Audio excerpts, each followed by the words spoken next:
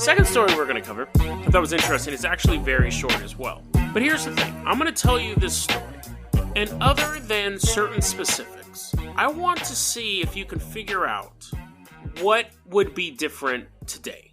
If this story took place today, what would be changed? And there's going to be specifics about like construction material and the actual sporting event, but just the general outline. I want you to listen to it and think, that wouldn't happen today, or something different would happen today. So this is the story. There was a town, this is going way back in time. We're going back to 27 AD. Roman Empire rules most of Southern Europe and other parts of the world. And there was a town called Fidenae. So Fidenae, that sounds more not American. Fidenae was this town, and it was situated in the Roman Empire. Now, what happened was, there was this time period where, if the editing sounds weird on this episode too, it's because I'm sneezing every 5 minutes, and my voice changes. Emperor Tiberius said, you know what, dudes?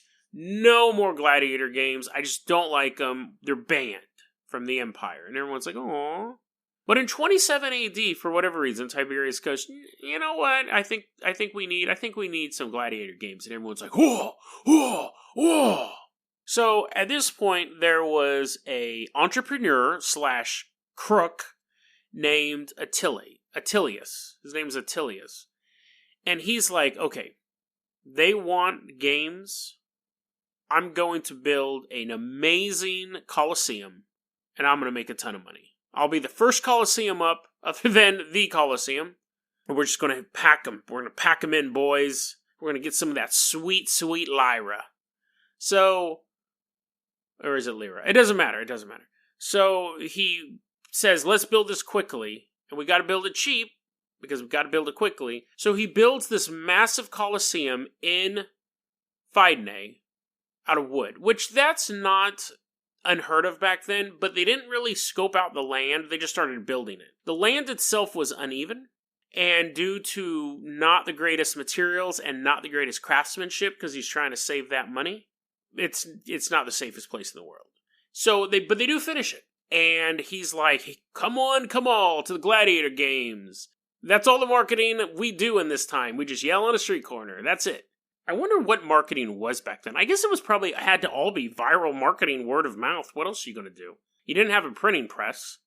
I don't even know if they had paper. Didn't they just have scrolls? That'd be really expensive to advertise an event in ancient Rome. Because you pretty much just get a bunch of dudes who are like, hey, were you at the Battle of Marathon? They're like, yeah, sure. And he's like, okay, I need you to run all around the Roman Empire telling people to come to my gladiator games. Like, what are you going to do? Make a bunch of eagles fly around dropping stuff? It would have to be word of mouth. How did you advertise anything back then? There were merchants. I mean, I guess if there was a merchant, you'd be walking down the street and someone would be like, glass bottles, and then you'd go buy a glass bottle. But if you were going to have a gladiator game in a certain town on a certain day, how would you get people? You're interrupting fortune telling, like people are throwing chicken bones, and it's like, come to Atilius, come to my famous casino, not casino. It spells like gladiator games Thursday night, only in Fidenae. But anyways, he marketed it somehow, and I know that because it said in an article. That's why I was trying to figure out, well, how did he market stuff? The place is packed because they're like, finally, gladiator games are back. I've always wanted to see people get chopped up. And so the Colosseum is packed full of people, and the games start, and there's like, they're like, oh no, it's not a cat, it's not a giant cat under the Colosseum. That's supposed to be the sound of the wood creaking. I know that sounded like there's a bunch of tigers. He's like, that's where I put my tigers. He was cutting costs so much. He's like, I'll just put the tigers underneath the stands. Anyways, so no special effects. The place blows up. It just falls apart. The whole Colosseum collapses.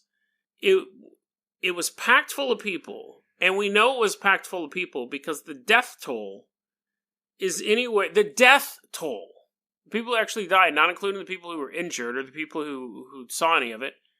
10 to 50,000 people, and even at 10,000 people, it's the worst sports disaster of all time. There's never been that amount of people killed at a sports game ever in history. 10,000 people minimum died during this. Another historian ramped it up to 50,000. Some people say probably 10,000, another 40,000 injured, but they just collapse. People began to leave their homes to save the people that they could. You had rescue workers all over the place throwing stuff around. The emperor himself came to Fidenae to assist in the recovery effort. Not like he was like picking up boulders and stuff, but to help maintain order and kind of be there as a presence in the city. Maybe he was picking up boulders, I don't know, but he was there to assist in the recovery effort. And what happened afterwards was that the Roman government said, okay, this can never happen again. Ever happen again. So we're going to make some new laws. One of the laws was that you couldn't build a Colosseum unless you were rich. Like, you had to have a certain amount of money on you before you could build a structure that big. They said, we only want people so it's not a get-rich-quick scheme. You already have money, then you can build a Colosseum. They also made it a law that all Colosseums had to be, or amphitheaters, but they had to be built on a solid, structurally sound foundation, because he was just basically building it wherever he could. And it had to be inspected and certified for safety. Atilius himself was banished, and based on the terminology, some people think he was kicked out of Rome. Other people think he was banished in the sense that he could no longer do any sort of business like that. He was banished from the business of basically entertainment or gladiatory games, and so on and so forth. And I said in the beginning, could you name a part of that story outside of certain specifics that wouldn't happen today? 27 AD is when that story took place, and it is almost to a point exactly what would happen today. It was mind-boggling. When I was reading the story, I kind of stumbled across it somewhere, and I'm reading it and I'm thinking, this is everything. It's so funny because I think we have an idea that like the past people were more like regal or more barbaric or more like thoughtful or more savage or whatever, depending on the region, depending on how you think about it. But this story, I could have changed specifics about this and the date, and you would have thought it took place in 1980 Scotland or 2018 Australia. A guy wants to get rich quick. He builds something really, really cheap. It injures or kills a bunch of people, and new legislation is put forth so that never happens again. That story happens all the time. It's roller coasters, it's swimming pools, it's all sorts of stuff. It's other sports arenas. And it's funny because I'm reading it and I'm like picturing it, and it's funny to think that like the Roman Senate was probably like getting old-timey phone calls, like people are picking up seashells and they're like wah, wah, wah, wah, wah, wah, and the Senate's like if I get one more seashell call about how the Senate needs to legislate Colosseums, I'm going to jump off a bridge. But we haven't invented those yet, so I'm going to jump off this road and just roll around in the dirt because I know they invented roads. So it's interesting because humans don't change. Yesterday's episode about the Paleolithic deep state, and I was talking about how when the Paleolithic era, the wisest of the people were thinking, let's try to maintain our way of life, let's try to keep humanity strong. And I said, people probably think I'm giving them too much credit, but they were basically humans at that point. This really bears into that point where these guys, every character in the story still exists today. You have the senators who are like, damn it, we gotta legislate this stuff. You have the greedy person. You have the emperor who is like, has to make I don't want to say make a show, but he has to come out to the disaster area like presidents will go to hurricanes and stuff like that. Even though he had nothing to do with it. Either he was there for a moral reason or he was there for a publicity reason.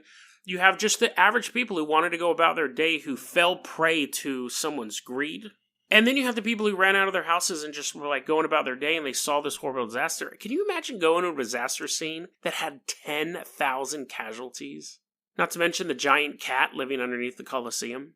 I just think it's an interesting story because it shows how little humans change, despite the fact that the specifics have changed for humanity throughout the years, but humanity themselves, they act in the same ways. This story could have played out any time between 27 AD and today, and you would see those same elements. Fascinating stuff. Fascinating stuff. That was a clip from our daily podcast, Dead Rabbit Radio. Dead Rabbit Radio is available anywhere that you listen to podcasts. It's daily paranormal, conspiracy, and true crime news. If you want to hear the full episode that this clip came from, check the link below. Please like and subscribe. And hit that little bell, too. That does some magical stuff. Thanks, guys.